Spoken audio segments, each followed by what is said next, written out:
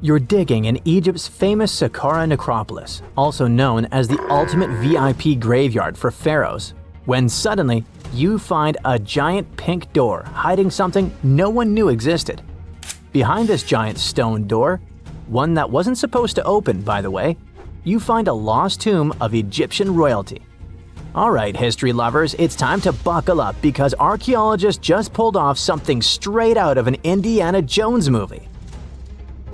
Let's travel all the way to Saqqara, one of Egypt's most mysterious and treasure-packed ancient sites.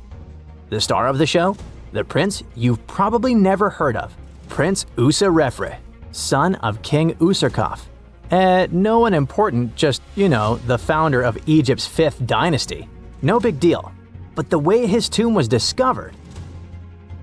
It all started with a massive door, made of pink granite, no less. But this isn't just a regular stone slab. This thing is about 14 to 15 feet tall and 4 feet wide. A giraffe could easily walk through it. This door is also definitely heavier than your neighbor's SUV. But here's the twist. It wasn't a real door. It was a false door, a symbolic gateway meant to allow the spirit of the deceased to pass between the world of the living and the afterlife. Normally, that's where the story ends. After all, false doors are common in tombs. But this one was extra special. You see, false doors were usually made out of limestone, which was pretty common and found everywhere in Egypt. To build one out of red or pink granite, people had to bring these rocks from a quarry located 400 miles away. And you can bet this wasn't a cheap trip. According to Egyptologists, this is the first time a false door of this size and material has ever been found in Egypt, making it a totally unique piece of architecture. Aside from being super expensive, this one had a surprise behind it too. When the team of researchers investigated further, they realized that this false door actually hid a real entrance. And what did it lead to? A hidden tomb packed with statues, relics, and secrets from over 4,000 years ago. The tomb belonged to Prince Userefre, but you can call him Wasar-Efra or Wasar-Efra too. Despite being totally erased from history, this fella was no minor noble. The hieroglyphs on the pink granite door listed him as the hereditary prince, governor of Buto, En-Nekeb, royal scribe, minister, judge, and priest of chance. Phew! He was like the ancient Egyptian version of Daenerys Targaryen. These inscriptions not only identify his political and religious roles, but also suggest he held significant power in Lower and Upper Egypt, bridging both regions through his titles. One title in particular, the priest of Saqqara, links him to the deity of the necropolis, the one with the falcon head. This god was the patron of the living and god of the dead at the same time. So I guess the Forgotten Prince was sort of a big deal, considering that his tomb was placed in such a prestigious location within Saqqara. What's even more mysterious is that Prince Userefre doesn't appear in official king lists or royal family trees, which makes us wonder if he passed away before he could rule, or if his legacy was deliberately erased in one of ancient Egypt's classic political dramas. Some scholars now believe his erasure might be connected with shifting religious or political power struggles during the early 5th dynasty, especially as his father Userkaf was reshaping Egypt's religious order. And speaking of his father, King Userkaf was a total game changer. He wasn't just the founder of the 5th dynasty, he also kicked off a religious revolution by promoting the sun god Ra over older deities. That's right, Userkaf built the very first sun temple at Abu Sir, setting off a dynasty-wide obsession with solar worship. After Userkaf wrapped up his short but revolutionary reign, a whole lineup of pharaohs took the stage. Sahure, Neferirkare, Nusere-Ini, basically the boy band of the 5th dynasty. And these guys were all about two things: building pyramids and making money.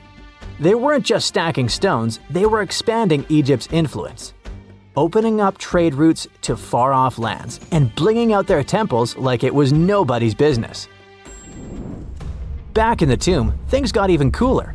There was a beautiful red granite offering table covered with inscriptions detailing ritual foods, like an eternal menu for the afterlife, because they believed the deceased could magically eat this food. Fun fact, it was the funerary priests and their families that actually ate the food. There were also pottery shards, amulets, and painted walls, but the real showstoppers were the statues. And this is exactly where things get weird, in a good way. The team found statues of King Djoser, the guy who built Egypt's first pyramid, his wife, and their 10 daughters, inside Prince Userefre's tomb. Hold up, Djoser lived a few centuries before Usarkaf, so what were his statues doing there? Turns out, scientists don't really know. These statues were built during the reign of King Djoser himself and probably belonged to that first ever built pyramid. Experts believe these statues were probably relocated during the 26th dynasty, thousands of years after Djoser, maybe to protect them from destruction, or maybe because they were still venerated. Basically, ancient Egyptians were hoarders, but classy ones. Scientists also know for a fact that some engravings and statues found there were made way later, which means that this tomb probably turned into a deposit for fancy stuff. Or maybe this was just really ancient interior decorating. Anyway, that wasn't all. There was another pink granite entrance on the eastern side of the tomb, with inscriptions linking back to King Nefertiti, another 5th dynasty pharaoh who also tried to build his own pyramid, but failed. And near this second entrance, archaeologists found something never seen before in Saqqara: a set of 13 pink granite statues, all sitting in a row on a high-backed bench, like they were waiting at the DMV of the afterlife. Some had elevated heads, probably representing the prince's wives, while others were missing their heads entirely. One black granite statue was found upside down. Maybe it had taken a tumble sometime during the tomb's long, quiet centuries underground. According to archaeologists, the positioning and head shapes suggest that these statues followed a strict social hierarchy, with the central figures likely representing higher status individuals, while the headless ones might indicate unfinished work or later vandalism. And speaking of black granite statues, another one was found standing proudly inside the tomb. Based on its design and inscriptions, it looks like it was placed there during the 26th dynasty, the same time those Djoser statues were probably moved in. This suggests the tomb didn't just sit abandoned, it was reused, adapted, and maybe even honored by later generations. And by the way, black granite was associated with Osiris, the god of the underworld, during the late period, which means that this statue's presence is a clue that the tomb was a ritual space long after the prince's death. All of this, giant granite doors, surprise statues, reused tombs, adds up to a truly thrilling find. Prince Userefre may not be a household name yet, but his tomb is now one of the most fascinating ever found in Saqqara. It tells a story not just of the Old Kingdom, but of how ancient Egyptians kept connecting to their past, even thousands of years later. So, what does it all mean? Why hide a tomb behind a fake door? Why pack it with statues from different eras? And who exactly was Prince Userefre? These are the kinds of mysteries that keep archaeologists digging and keep the rest of us fascinated. In the end, this discovery isn't just about one tomb, it's about how much is still waiting beneath the sands of Egypt. As more gets uncovered, we're reminded again and again that ancient history isn't gone. It's just sleeping behind massive pink granite doors.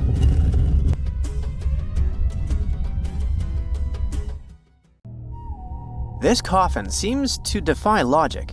No visible openings, no way in or out. And yet, inside lies Lady Chenet-Ah, a mysterious woman from ancient Egypt, perfectly preserved even after 3,000 years. How did she get there? It was the third intermediate period in Egypt, a time between great dynasties. Pharaohs wore the blue crowns. Priests in Thebes were almost as powerful as kings. Markets were filled with the cries of merchants selling dates, papyrus, and precious perfumes. Lady Chenet-Ah was in her late 30s or early 40s, old age by Egyptian standards of that time. Like other Egyptians at the time, she ate meals of bread, lentils, and fish. By that age, her teeth were already badly worn down, yellowish with enamel eroded, because food in ancient Egypt often had grains of sand in it. But she wasn't just a regular woman. When she passed away for unknown reasons, her burial was lavish. Locals wrapped her body in expensive linen and adorned with artificial eyes to replace her real ones that would help her see in the afterlife. And that's exactly how we found her 3,000 years later, in a beautifully decorated sarcophagus.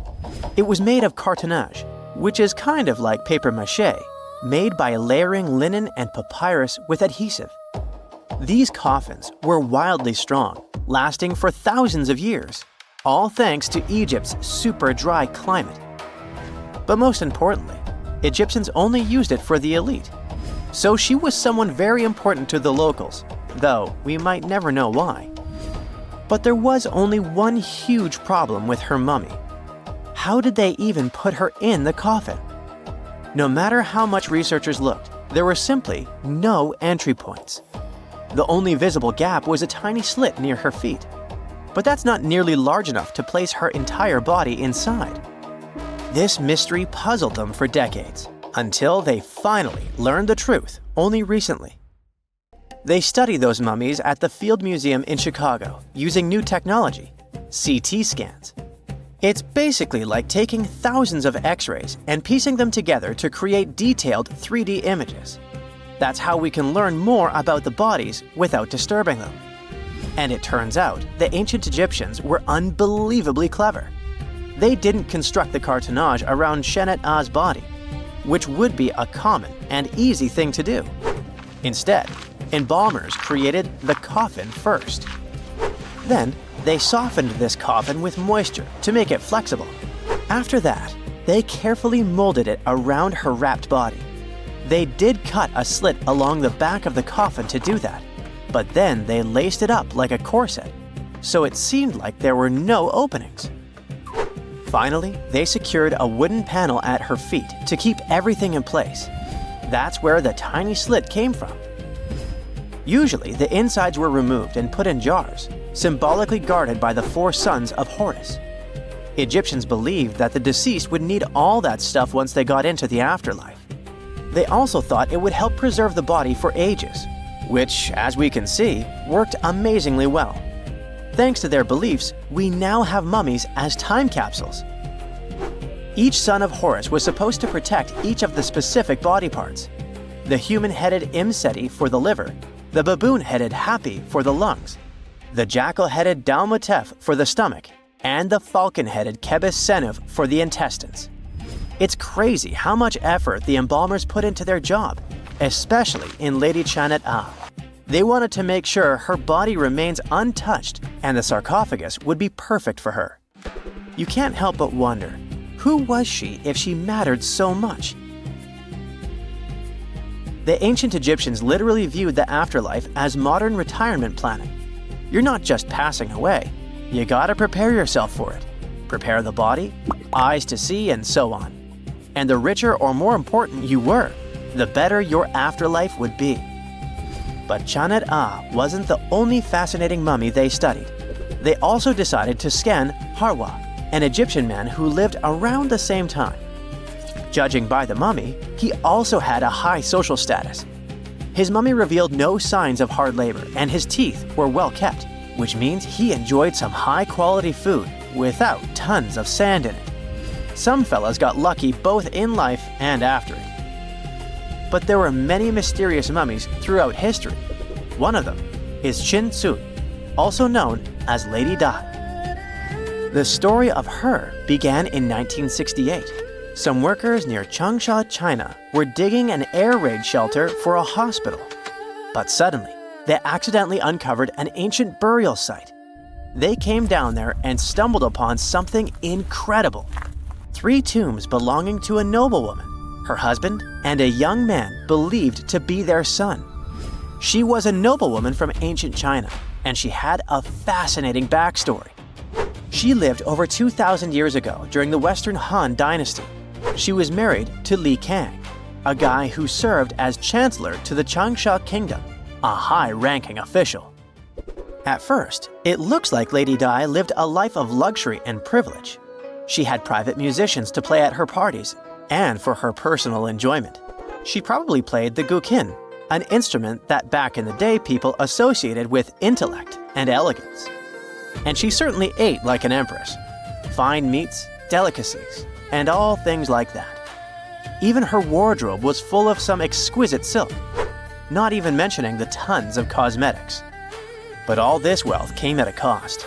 The more she aged, the worse her health became. She got a full pack: a heart condition, diabetes, high pressure, and liver issues. It also looks like her back was driving her crazy, probably making it hard for her to even move. Finally, as a cherry on top, she developed gallstones. All this packed together eventually led to a heart attack that took her life around the age of 50. There was one haunting detail. Scientists found over 130 melon seeds in her stomach and intestines. Most likely, she ate watermelon just hours before she passed away, which means it was probably during summer when the fruit was ripe.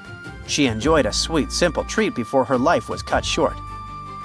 The excavation began in 1972, and this wasn't easy at all. Over 1,500 local students had to help. And Lady Dai was the most mysterious one. She was buried in 4 rectangular pine boxes, one inside the other like a matryoshka doll, all wrapped in 20 layers of silk, and all that sealed with lots of charcoal and white clay. The coffins were painted beautifully as well, adorned with protective deities, mythical animals, and clouds which symbolized the heavens. There were drawings of divine creatures and Mount Kunlun. The myth said that on this mountain, people reach eternal happiness. All this told us a lot about the Han Dynasty, their beliefs about afterlife, art, daily lives, and their remarkable craftsmanship. And then researchers finally got to the body. It was astonishing. Soft skin, joints that could still bend, and in general, she was almost intact. She even kept her hair, eyelashes, fingerprints, and even traces of blood. It's like she literally passed away only a few weeks ago. Ancient people used a very clever technique to preserve her. It looks like embalmers put her into some weird, mysterious acidic liquid. This liquid prevented bacteria from growing. Unfortunately, it also gave rashes to all the scientists that touched Lady Dai. And this rash lasted for 3 months. And you know what they buried together with her?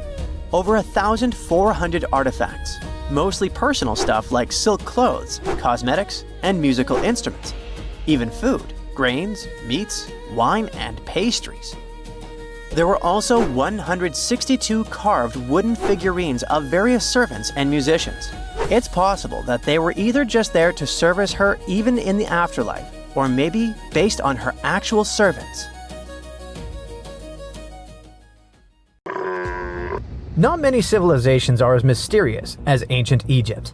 A powerful empire that lasted over 3,000 years. It gave us pyramids that still stand and myths that still inspire. It's one of the most explored places on Earth, yet somehow, we still find exciting stuff. In Abydos, archaeologists just uncovered a 3,600-year-old royal tomb. It's huge! It has golden hieroglyphs of deities covering the entrance. But the pharaoh's name? It's not there. It's missing. Who was this ruler? And what new chapter could this open in Egypt's story? If there's one place in Egypt where the line between life and demise feels thinner, it's Abydos. To the ancient Egyptians, this was sacred ground. They believed it was the burial place of Osiris, the god who literally passed away, had his remains separated, and came back to life to rule the underworld.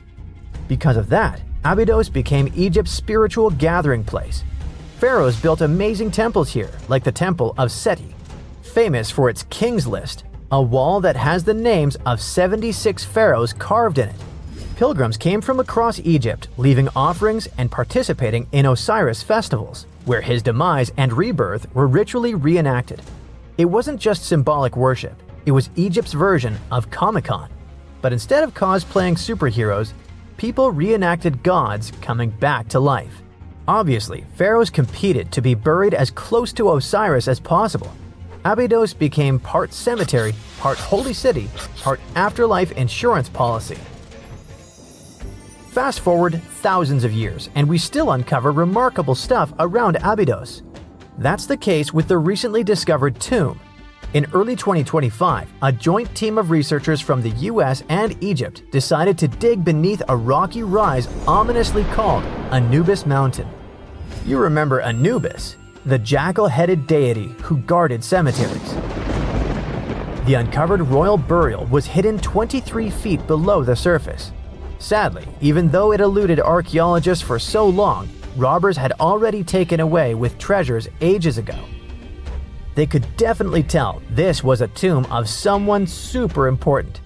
Similar to how you can walk around a mansion with no furniture but still deduce that someone rich must have lived there. The chamber had mud brick vaults rising over 16 feet.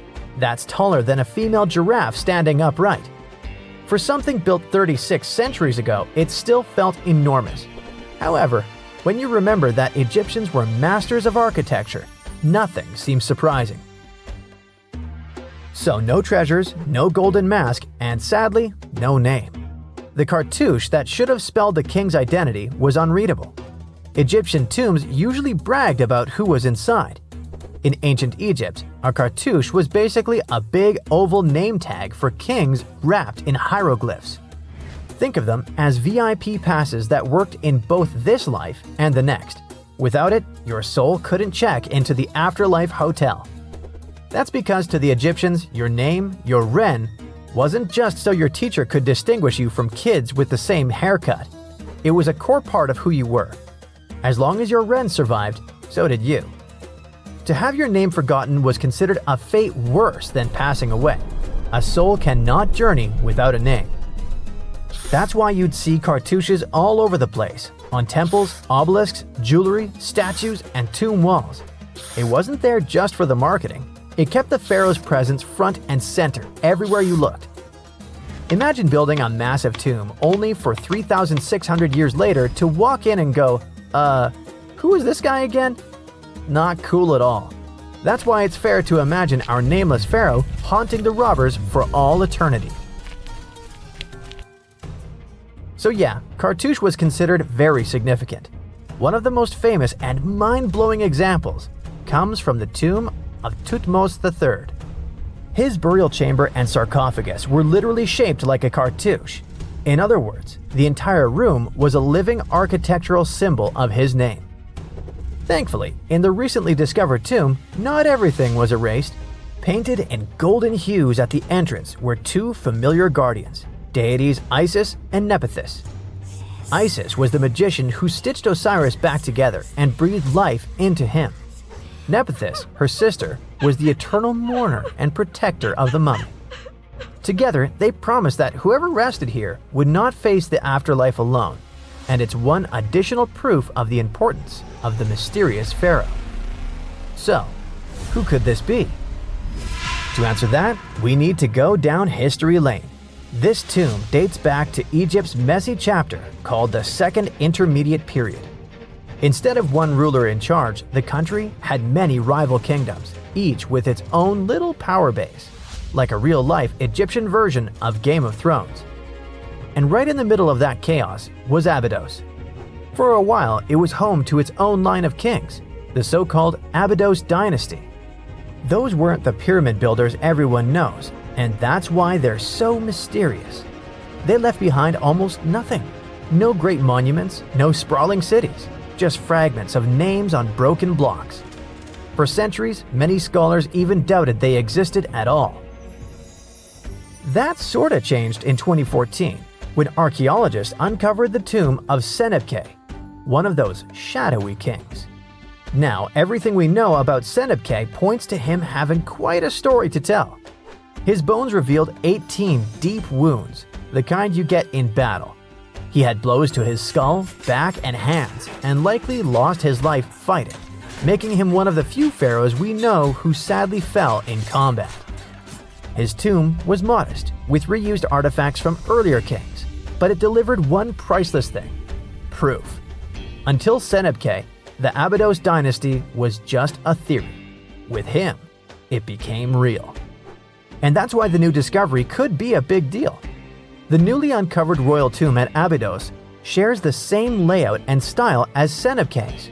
It has limestone chambers, mud brick vaults, and protective deities, although it's much bigger. Which again raises the possibility that we're looking at an even earlier, more powerful ruler of Abydos. Whoever he was, he wanted to be remembered alongside the greats. Which is ironic, because it seems that history tried erasing him. Perhaps additional findings alongside his tomb could tell us more. Yes, there's more, and it's actually pretty cool. Not far from Abydos, in the village of Banawit, archaeologists uncovered a Roman-era pottery workshop. Yeah, you heard that right, a pottery factory close to a pharaoh's burial ground.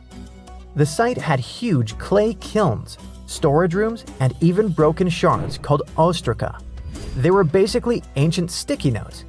Except instead of shopping lists, those had receipts scratched onto them in Greek and Demotic Egyptian. Little records of everyday transactions, the kind of thing you'd never expect to find near a lost dynasty king.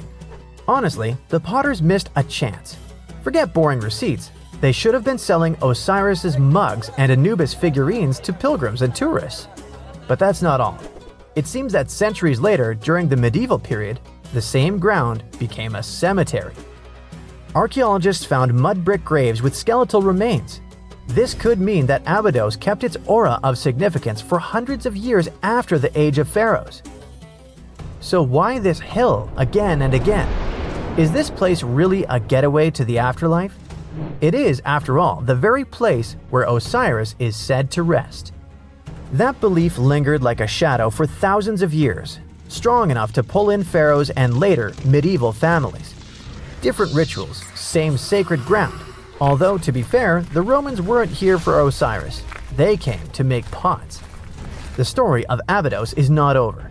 The excavations will continue, and who knows what else could be discovered in the future.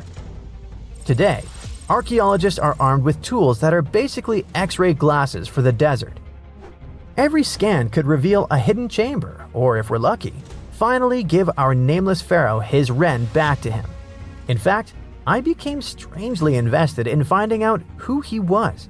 So let's hope for some news soon. It's only a matter of time. Do you have your own theories?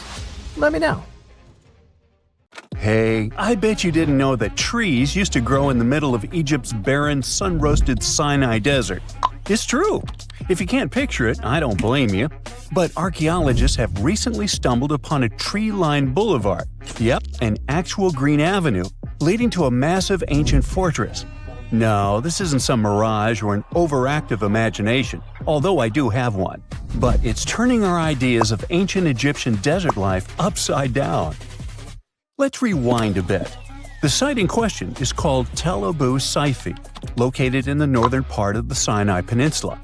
For a long time, it was known as a dusty archaeological footnote, the home of ruins from the Ptolemaic and Roman periods. You know, the era after Alexander the Great swaggered through Egypt and the Roman Empire called dibs. But recently, Egypt's Ministry of Tourism and Antiquities decided to give it a fresh dig. And what they found out turned to be more than just a forgotten outpost.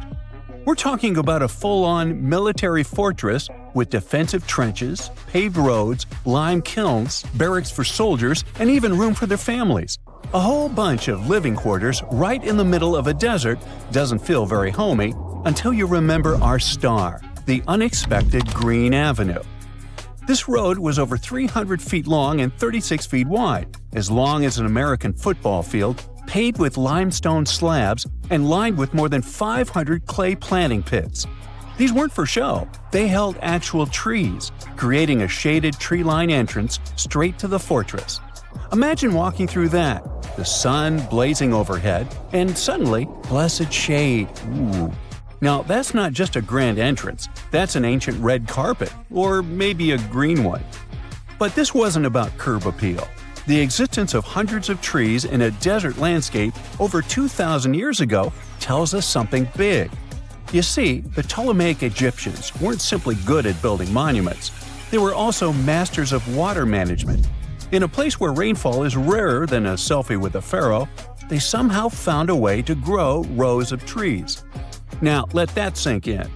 To irrigate that many trees in a desert, They must have had a sophisticated irrigation or water transport system, something capable of moving and distributing water efficiently in this harsh climate. Maybe they channeled groundwater, or maybe they captured seasonal rain, or maybe ancient sprinkler systems. Okay, maybe not that fancy. But still, it's clear they were ahead of their time. Here's the thing, we already know the Egyptians mastered water control. They harnessed the Nile with ditches and canals to feed distant fields. So irrigation wasn't exactly a mystery to them. They had the skills and the knowledge. And sure, scientists still debate what the Sinai climate was like 2,000 years ago. But many believe it may have once been greener. After all, take one look at those dramatic mountains and rocky landscapes, shaped and sculpted as if by brute force of ancient rivers. And it's hard not to think that water once played a bigger role out there. Plus, archaeologists have found tons of evidence showing that Ptolemaic Egyptians cultivated fruits, vines, and trees on a large scale. In other words, growing a forest in a desert might feel wild to us, but to them, it was just another Tuesday. And now, this green avenue is making archaeologists wonder, what if similar irrigation systems were used elsewhere, say for transporting the enormous stones used to build the pyramids? There's already a theory that ancient rivers or human-made canals helped move those stones. And the Tel Abu Saifi discovery? Well, it might just be the missing puzzle piece. This isn't just a dream. Back then, rivers were like highways, power grids, and cargo trains of the ancient world, all rolled into one. Egyptians used them for everything: irrigating crops, trading goods, powering industry, and even mobilizing for war. If you were doing something important, odds are it involved a river. But wait, it gets even better. Excavations revealed deep defensive trenches, like ancient moats, dug more than 6 feet deep around the fortress. Those weren't just muddy ditches. They were part of an elaborate defense system designed to be filled or bridged to control access. Think of it as ancient Egypt's version of a retractable security gate, minus the hydraulics. And while the trenches were keeping intruders out, life inside the fortress was bustling. Remember how we said archaeologists had found military housing units? It turns out soldiers might have lived there with their families. So this wasn't just a barracks, it was a thriving community, with meals, routines, kids playing, and probably a whole lot of ancient gossip flying around the dinner table. In addition to all the military stuff, researchers found 4 massive lime kilns used to produce quicklime, an essential ingredient for making construction mortar. These kilns are a big deal because they suggest that during the later Roman period, Tel Abu Saifi turned into an industrial hub. It was like the Home Depot of ancient Egypt, churning out materials to build and repair buildings. But here's where the plot thickens. Underneath all of this, beneath the roads, the trenches, the kilns, archaeologists found the corners of an even older structure, a mystery building. Could it be the remains of a third, much older fortress? Or an ancient cemetery or lost city? Nobody knows yet, but one thing's clear, this story isn't over. Honestly, this might be the coolest archaeological cliffhanger of the decade. So, what does this all mean? Well, for starters, it challenges everything we assumed about desert life in ancient Egypt. For the longest time, deserts were thought of as natural barriers, dry, deadly, and empty. But this find suggests that the desert might have once been green and full of life, not because the climate was dramatically different, but because the Egyptians were incredibly good at bending the environment to their will. They didn't just survive in the desert, they transformed it. It also adds fuel to the fire in the age-old debate about ancient Egyptian tech. If they could build a fortress with tree-lined roads, moats, irrigation, and industry in the middle of the Sinai, is it really such a stretch to imagine they could engineer water channels to move pyramid stones? Forget the Ancient Aliens TV show. Sure, it's entertaining, I'll give you that, but it makes us forget something crucial. Those people were brilliant. A lot of what we call modern technology is recycled ancient ingenuity. And who knows how much knowledge we've lost over time. Meanwhile, the dig continues. Scientists are now mapping the entire Tel Abu Saifi site, trying to piece together how all the structures connect. Some want to analyze soil samples to find traces of old tree roots and maybe even figure out what kinds of trees once grew there.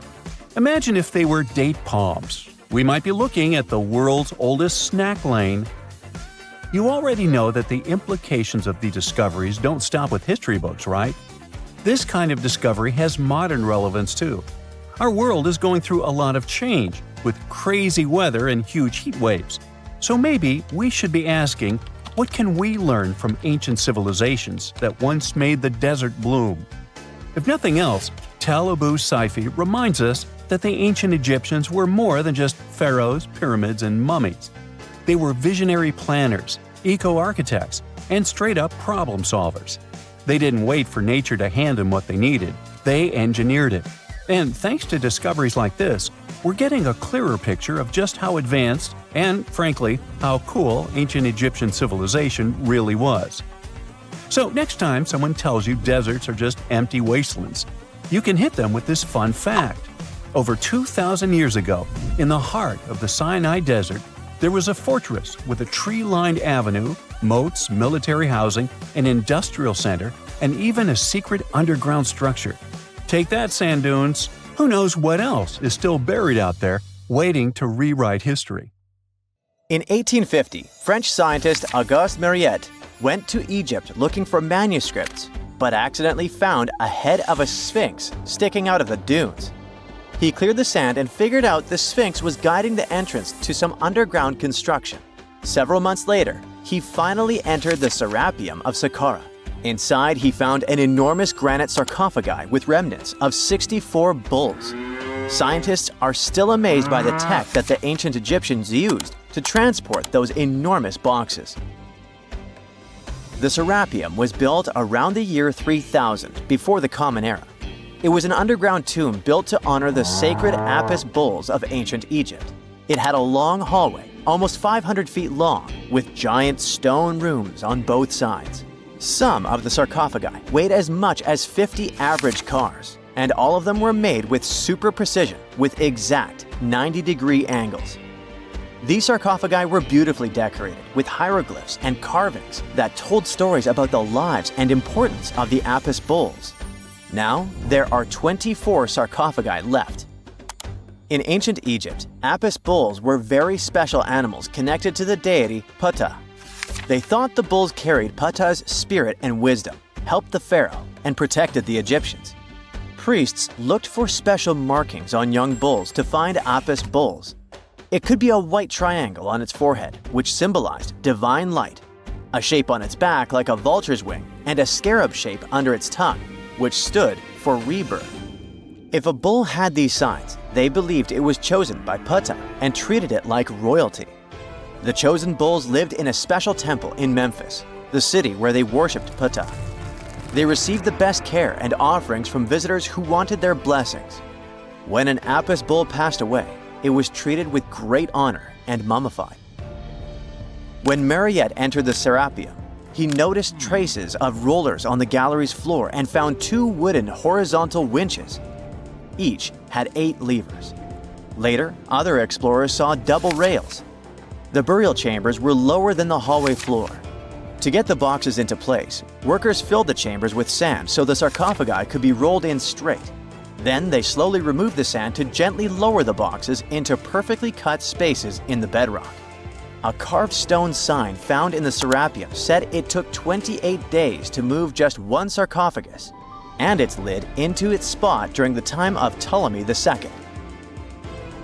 The extreme precision of the sarcophagi with 90-degree angles also has an explanation. Ancient Egyptians wrote texts, or rather, papyrus, on geometry a long time ago. It shows that they knew the approximate number pi and could calculate the volume of a pyramid with its top cut off. If they could figure out complicated math like that back then, it makes sense that they could also carve perfectly flat surfaces 500 years later. All this sounds pretty legit, but some people think certain things don't add up here. The size of boxes is way larger than the size of bulls, yet they buried pharaohs in tiny coffins that barely fit their bodies. The sarcophagi are made out of granite with crazy precision, and they could have just used limestone, which would have made things way easier. The transportation of the boxes seems pretty simple, but only in theory. If one person could pull about 440 pounds, then at least 250 people would be needed to pull just one box. The tunnels in the Serapeum are really narrow, only about 2 feet wider than the boxes themselves. There's no way hundreds of people could have squeezed into those tight spaces to pull the boxes. And even if they did, how would they turn the box in the cramped corridor, lower it into its niche, and place it perfectly in the middle? Somehow, they did this 24 times, and every box is centered perfectly. Plus, the chambers were dusty, and there were no signs of soot from lamps. This means they must have worked in almost complete darkness. The real use of the boxes could also be different. A long time ago, even before the Egyptian pharaohs ruled, the local people already knew how to use fermentation. It happens when tiny organisms called yeast eat certain ingredients like starch and turn them into gas and ethanol. So someone in ancient Egypt probably put food like barley, bread, and even meat inside a giant stone box, then closed it tight with a heavy lid. These stone boxes, carved from granite, were so precisely made that they were almost completely sealed, so nothing could escape from it. As the yeast inside the box started working, it created more and more CO2 gas. It built up pressure inside the box. The granite boxes were incredibly strong. They could handle more pressure than a car tire can hold. When granite was squeezed under such pressure, its crystals produced a tiny electric charge. This effect was possible because granite contains quartz, a material that reacts to pressure this way. The process also needed meat or animal parts, possibly to help the yeast grow better. Meat contains something called oleic acid, which yeast needs to keep growing and to survive the bad effects of the ethanol it produces. As the pressure inside the box kept growing, the combination of gases and electricity made these boxes not just ancient fridges, but powerful energy systems. Over time, the pressure inside got so strong that it could push the lid open and the gas would escape with a pop. But when people rediscovered the Serapeum in 1850, they found old drawings that showed piles of stones stacked on top of some of the box lids. So, someone long ago probably tried to make the lids even heavier by adding extra weight to make it harder for the gas pressure to push them open. This extra weight also meant the quartz crystals in the granite could keep creating more electricity under all that pressure. If someone opened one of these stone boxes thousands of years later, they would only find bones from bowls that were placed in the box. And that's exactly what Mariette discovered in the 1850s. They opened the Serapeum for visitors soon after the first excavations in the second half of the 19th century. Prince of Wales even had a luncheon with his guests in one of the sarcophagi. Sands and earthquakes made the site inaccessible for a while, but now you can visit it again and try to solve the mystery yourself. With new tech, we could have answers to many other historical mysteries soon. A team of scientists at Chicago's Field Museum of Natural History recently used a special CT scanner to learn more about ancient Egyptian mummies without unwrapping them. They gently rolled 26 mummies on custom carts out to the parking lot, where the scanner was waiting. It took thousands of detailed X-ray pictures of each mummy and their coffins. When all the pictures were put together, they created 3D images that showed what was inside, the skeletons, and some artifacts. The scientists hope these images will help them understand ancient Egyptian burial practices from over 3,000 years ago. Even though the scanning process only took 4 days, it might take 3 years to study all the data. But scientists were able to learn some personal details about the mummies.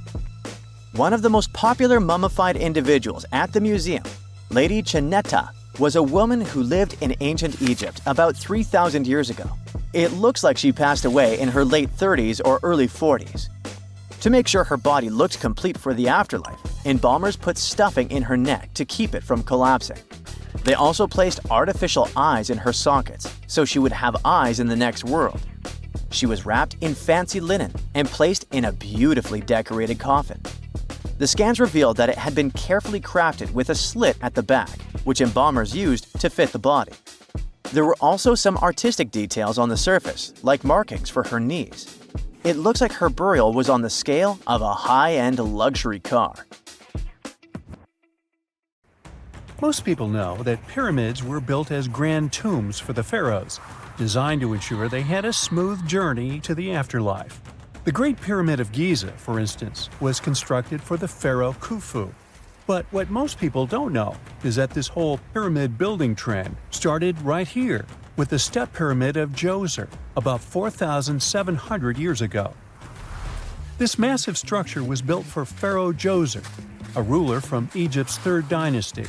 It rises 7 layers high above the ground and stands about 200 feet tall. We think of it today as a phenomenal architectural project.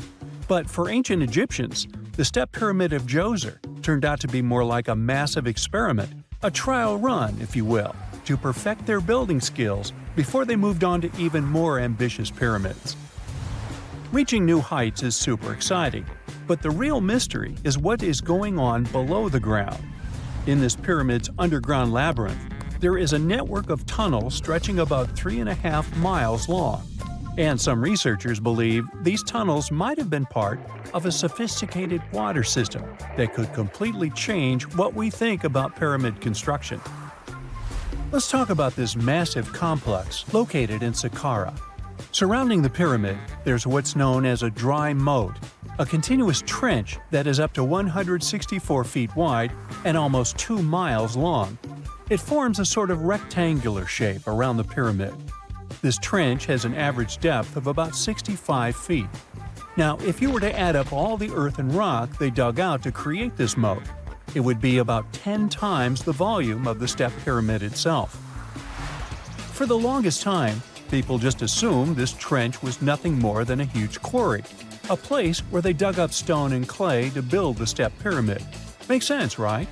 But when you take a closer look, it doesn't add up. The trench is too narrow and deep to be practical for mining, and its layout doesn't match anything we know about ancient Egyptian quarrying methods. Plus, some sections of the trench are actually covered with a rocky ceiling, which would have made it nearly impossible to use as a quarry. Another theory suggests that the dry moat had some kind of spiritual significance. Maybe it was a sacred place, where souls of nobles gathered to serve the late king in the afterlife. There are even niches in the walls that work as a hint at this spiritual function. But most researchers believe that this purpose likely developed much later, long after the complex was built for Djoser. So what was the moat really designed for? In 2020, a researcher came up with a pretty intriguing idea. It is possible that this trench was actually designed to collect and manage water, especially after heavy rainfalls. Now, that makes sense when you consider the location. The moat sits in an area that could easily have been flooded by runoff water from nearby plains. This could also explain why the trench wasn't used for new graves until much later when the climate became drier and less prone to flooding. The story becomes even more intriguing, as this trench appears to be part of a larger, more complex hydraulic system within the Djoser complex. It is like the trench has several compartments, carefully carved out of the rock and connected by tunnels. These compartments likely served as a part of a water treatment system, where water would flow from one compartment to the next, getting cleaner as it moved along. Now, here is where things start to tie into the pyramid itself. The Djoser complex has a series of underground shafts, and some researchers think that water from the moat's deep trench might have been used to power a hydraulic lift system, and this giant water-powered elevator could have been used to raise the heavy stones needed to build the pyramid. It worked like a volcano, but instead of lava, water did the heavy lifting. Imagine a big deep hole in the ground at the center of the pyramid site. Inside this hole, there was a huge wooden platform, kind of like a giant raft that could move up and down. When the workers wanted to lift a heavy stone, they would fill the hole with water. As the water rose, the wooden platform started to float up, carrying the stone with it, almost like a giant water-powered elevator. When the stone reached the right height, the workers slid it off the platform and onto the pyramid. The idea is that water from the deep trench, after being cleaned and filtered, would flow into these shafts. A massive float, possibly made of wood, would then rise as the water filled the shaft, lifting the stones up to where they were needed for construction. Once the stone was in place, they'd let the water out, lowering the platform back down to the bottom, ready to lift the next stone. This fancy hydraulic lift system could have been a game changer, making the whole building process a lot faster and more efficient without using a lot of workforce. It is like the ancient Egyptians were already embracing the whole idea of work smarter, not harder. But of course, not everyone is on board with this theory.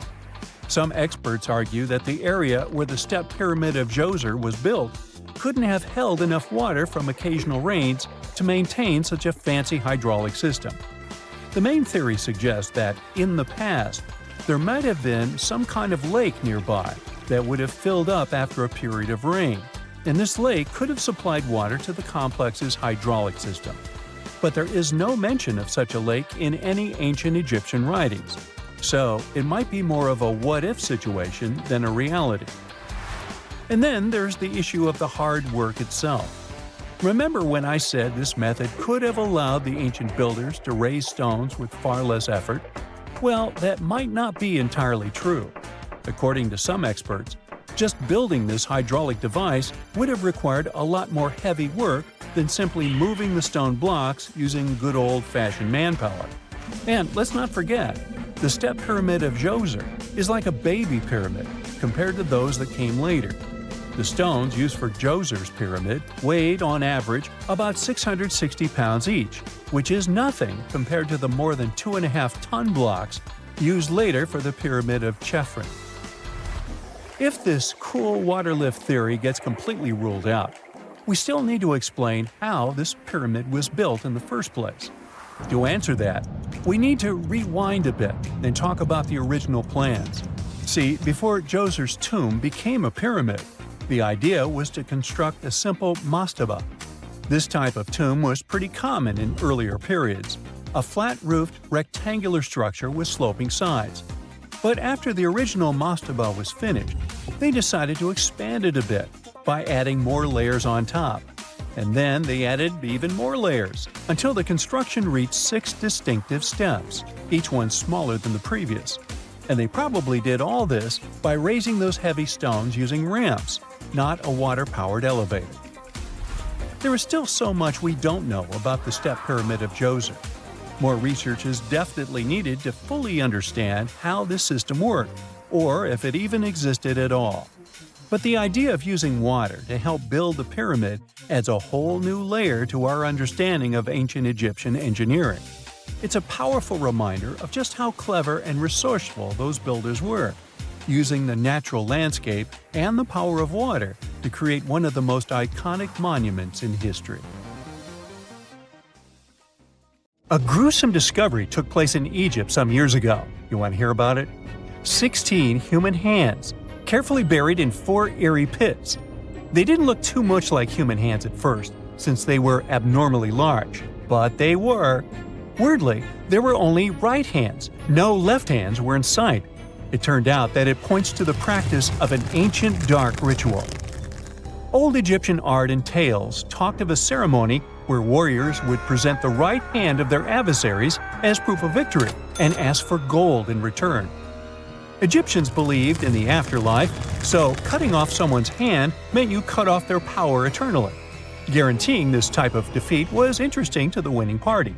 Here, the fight was between Egyptians versus Hyksos, who lived in what was once known as Canaan. Egypt has always been the center of some history-changing findings, and some time ago, this papyrus was found. If we stretched it open, it would be just a tad bigger than the height of a skyscraper. The world's tiniest skyscraper, which is located in Wichita Falls, Texas. When humans didn't write on their notes app, they wrote on this thing, made from the medulla of a papyrus plant. Around 2,000 years ago, ancient Egyptians wrote something reminiscent of a book where they describe most of their funerary traditions and their visions of the afterlife. It's considered one of the most important texts from ancient Egypt and is still sold in bookstores to this day. This ancient manuscript was unearthed from a chamber located just south of the Pyramid of Djoser, located in Saqqara. Oh yes, Dozier is the oldest pyramid in Egypt and not the Giza pyramids like most people think. So recently, the site of Saqqara buzzed with excited archaeologists who probably found one of Egypt's oldest complete mummies. They believe that this beautiful and well-preserved mummy was that of a wealthy man. He was discovered in a deep shaft, covered in layers of gold leaves. There are many symbols that show he was an important and wealthy man, like the band he wore on his head, the bracelet on his chest, and the fact that he was embalmed with a tunic, which was reserved for Egypt's finest. The most exciting part of the entire discovery was finding the resting place sealed with mortar, just as the ancient Egyptians had left it 4,300 years ago. Now this may sound weird, but back in 2008, archaeologists discovered a missing pyramid. Now it went missing because it deteriorated over the span of 4,000 years. Today, you can only see its base. It was a pretty important site back in ancient times. It is said that around the area of the pyramid, the ancients hosted a special type of ceremony where high priests would carry mummified remains of sacred bulls. Now here's a fun fact. Ancient Egyptians believed that Apis bulls were earthly incarnations of the city deity of Memphis and was connected to rites of fertility. It wasn't just any Apis bull, though. They needed to be all black, with a single white mark between its horns and a bunch of very specific characteristics. They were selected by the local priests and honored until they passed away. After that, they were mummified and buried in underground galleries. Meanwhile, this missing pyramid sort of disappeared around the 1800s. It was a German archaeologist who first found it in the village of Saqqara. He called it the Headless Pyramid when he first found it. But then, years after the official discovery, the desert sand came along and covered the whole thing. There were some excavations between the 19th and 20th centuries, but they weren't too systematic. That's why scientists were so thrilled when they dug an entire pyramid's base after removing the 25-foot mound of sand that was covering it. Oh, and it turns out American archaeologists are excavating a cemetery in Egypt that could contain over 1 million mummified bodies. So far, archaeologists have dug around 1,700 mummies. One of the main differences from other classic Egyptian mummies is that these people weren't kings and pharaohs. They were commoners that most likely lived about 1,500 years ago, when Egypt was controlled by the Roman and Byzantine empires. The name of the cemetery is cool, though, the Way of the Water Buffalo, just in case you want to check it out on your next trip. Other than bulls and buffaloes, ancient Egyptians also liked baboons. Are you seeing a pattern here? In the beginning of the 20th century, archaeologists discovered a site filled with mummified baboons in a place called, guess what? The Valley of Monkeys. An animal wouldn't have been mummified if it wasn't considered important. Certain animals were more important than others, since they were linked to specific deities.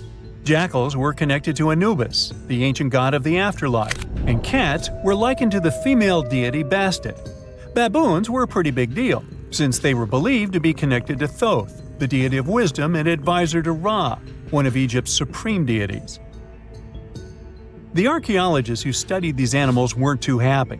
They think these baboons were kept inside and were deprived of sunlight for most of their lives. They had extreme vitamin D deficiencies and they were poorly fed. Maybe Thoth got angry with these baboon keepers. Just a guess. Since there's never a boring day for archaeologists in Egypt, they also found human mummies with golden tongues. Since Egyptians were all about the afterlife, they believed that golden tongues might help a person speak once they pass to the other side. I mean, it's a long shot, but hey, why not? Some of these mummies were placed in wooden coffins with goods, such as necklaces, pottery, golden artifacts in the shape of lotus flowers and scarab beetles, and iPhones. Just kidding. A new temple was also unearthed recently in Egypt. Scientists believe it was dedicated to honor Zeus Cassios. That deity would be a cross between Zeus, the almighty Greek deity of the sky, and Mount Cassios. While digging around the Sinai Peninsula in Egypt, archaeologists spotted 2 pink granite columns poking out of the ground, and bingo. They believe these columns represented the temple's front gate and collapsed during an earthquake many years ago. And speaking of deities, there weren't only super serious deities. Recently, scientists unearthed a golden ring in a city south of Cairo. No, Frodo, it's not magical. It was a normal gold ring, but it had the depiction of the deity of fun, officially named Bes. This deity is often described in sacred texts as a happy, chubby dwarf. Today, many tattoos we get are sorta deprived of any sense and are made of aesthetic purposes only. In ancient Egypt, though, women would get tattoos as a token of protection for childbirth. That's what scientists think, at least. Around the Nile region, scientists found some mummies that had well-preserved tattoos, which is a rarity since the skin deteriorates so easily. 2 of these women tattooed their lower backs, and the drawings were simple. They were mostly pictures, including that same chubby dwarf we just talked about, Bes. He also had a side hustle as the protector of women during childbirth. Now, would you believe me if I told you ancient Egyptians invented robots? No? Well, that's because that's not entirely true. Sure, they were astronomers, mathematicians, and engineers, and somehow they also squeezed an eccentric invention into that package. An automated deity some scientists called Hathor. This wooden statue had been in the Metropolitan Museum of Art for years before someone noticed its secret. With the help of an X-ray machine, specialists discovered a mechanical operating system inside it. The pulley-like axis goes from the statue's shoulder to her left leg. When the system rotates, the statue raises and lowers her hand. Hey, pick me! Pick me! I got my hand up here. When you hear the word mummy, you might get a chill down your spine. That's because most of us associate this word with those creepy characters we've seen in some scary movies. But in reality, mummies have helped us understand a lot about ancient civilizations, their rulers, and about how people used to deal with losing their loved ones. The people most famous worldwide for their mummies are the ancient Egyptians. They believed that some sort of existence after passing away was possible, if certain conditions were met. That's why they insisted on preserving the human body through the process of mummification and placing the mummy in a furnished tomb, kind of like giving it a fully functioning apartment of its own. Why did they believe in this? Well, because they were deeply connected to their natural environment for the most part. They saw the natural cycles around them, like how the sun rose every day, followed by the moon, or how new life was always sprouting from plants, even after they had wilted away. They also believed that the powerful spirit Osiris, who represented the cycle of passing away and resurrection, played a role in this process. To prepare for the afterlife, the ancient Egyptians followed certain rituals, like mummification, which involved using materials like honey, resins, and incense to preserve the body. There's no other mummy more popular than that of King Tut. He was a young pharaoh who ruled over 3,000 years ago in Egypt.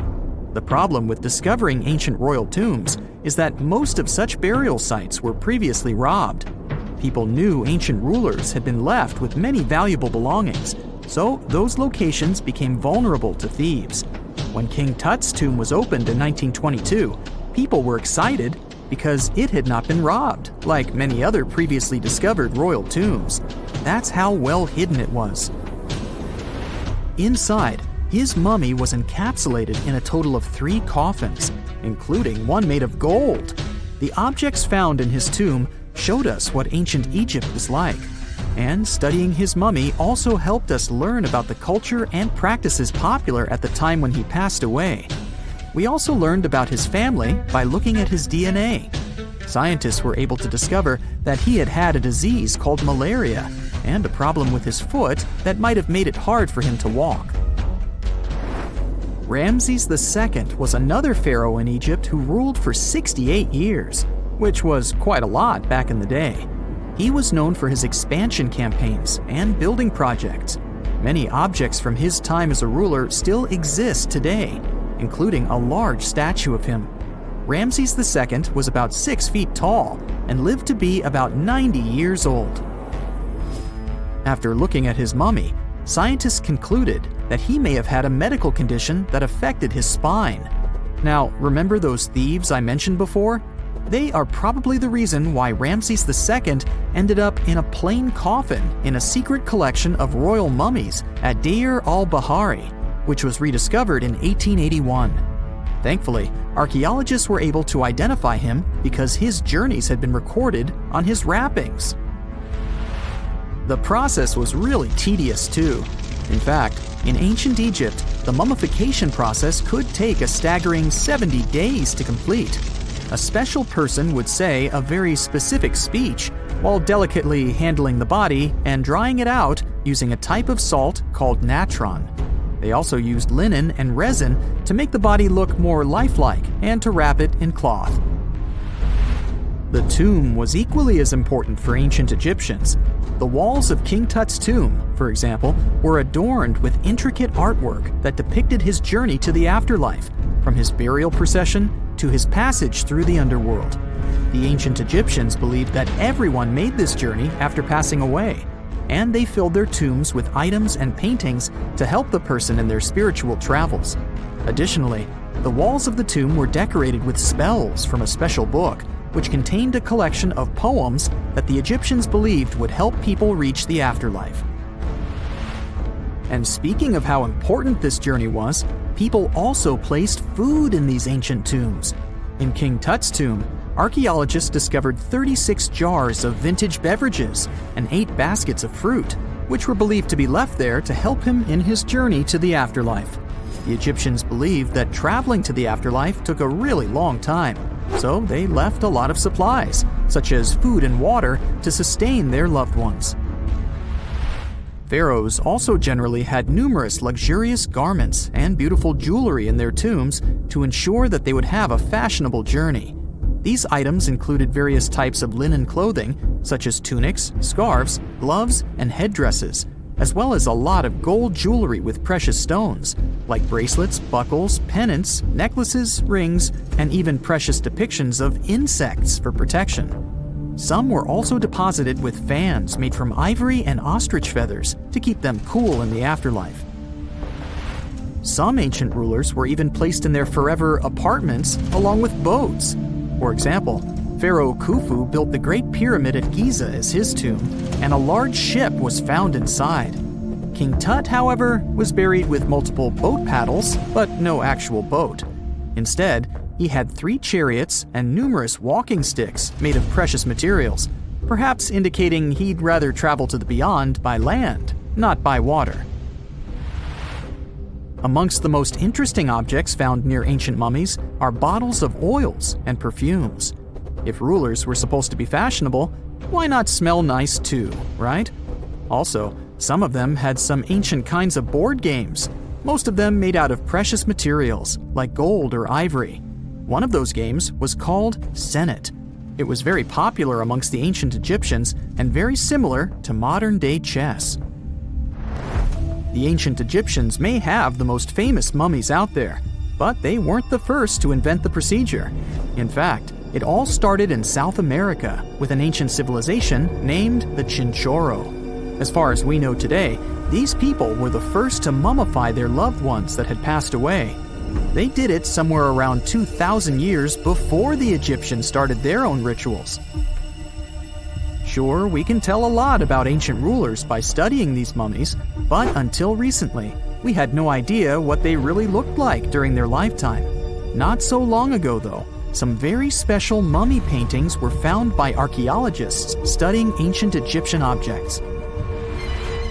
These mummy portraits are highly detailed paintings of individuals that were made while they were still alive. Such paintings were often painted on wood, as opposed to the classical portraits we all know about, which are painted on canvas. They are known for their realism and beauty, and have even been used by researchers to diagnose diseases by comparing them to the corresponding mummies. Some of these portraits also include depictions of jewelry, which was later found on the mummies. The recent discovery of these mummy portraits in Central Egypt is significant, as it marks the first time in over a century that such paintings have been found. Mummies appeared all around the world naturally, too. Mummification can occur without people intervening because of natural conditions, like extremely cold or hot environments, places with a lack of oxygen, or accidental exposure to chemicals that preserve the body. These conditions don't allow bacteria to grow, resulting in the body remaining more or less intact. Famous Otzi was one of these mummies. We know today he was a man who lived around 5,000 years ago in Europe. But upon his discovery in the Alps in 1991, Austrian authorities initially believed that he was a modern mountaineer because of how well preserved the body was. However, after the Iceman was removed from the glacier, it was determined that he was actually from the Copper Age. It's 1898, and you're taking part in excavations in Saqqara. This place, not far away from Cairo, is full of ancient tombs and pyramids. You're in your Indiana Jones mood and hope to find something really phenomenal to become famous. Gold, manuscripts, treasure maps, mummies of famous pharaohs. Wait, a wooden bird? You're really disappointed as it looks like a regular toy. An old one, but still. Little do you know that years later, someone would propose that your bird was actually an ancient monoplane. So the artifact, nicknamed the Saqqara bird, is made of a sycamore tree. The birdie has a wingspan of just 7 inches and weighs around 40 grams. A perfect original souvenir from Egypt, I would say. It's over 2,000 years old and looks pretty plain, without any carvings of feathers or other intricate ornaments. It has a beak and eyes, though, which makes our find look like a hawk, the emblem of the deity Horus. Its tail is rather unusual as it's squared, looks weirdly upright, and it seems like the sunken part of it was the place for a now missing piece. Humans love solving a good mystery, so there have been several attempts to explain the use of the birdie. First, quite simply, is that it was a ceremonial object. The second idea is that it was a toy for a child from some well-off family. It could have been some sort of boomerang, which was a popular concept in ancient Egypt. Then there was a theory that the bird had been used as a weather vane. But this one has been debunked as the figure doesn't have any holes or markings, except for the one made at the museum in Cairo to fix the exhibit on a stick. So there was no way to hang it in the past. Almost a century after the bird was found, Egyptologist Dr. Khalil Masiha proposed a new theory that it could have been a model of a monoplane. He believed the bird was missing a horizontal tailplane. Otherwise, it had its wings set at a right angle, similar to that of modern planes. It could have worked to generate the aerodynamic lift necessary for flights. Dr. Masiha also claimed that it was common at that time to place miniature models of technological inventions in tombs. So, did the ancient Egyptians really invent the plane in 200 BCE?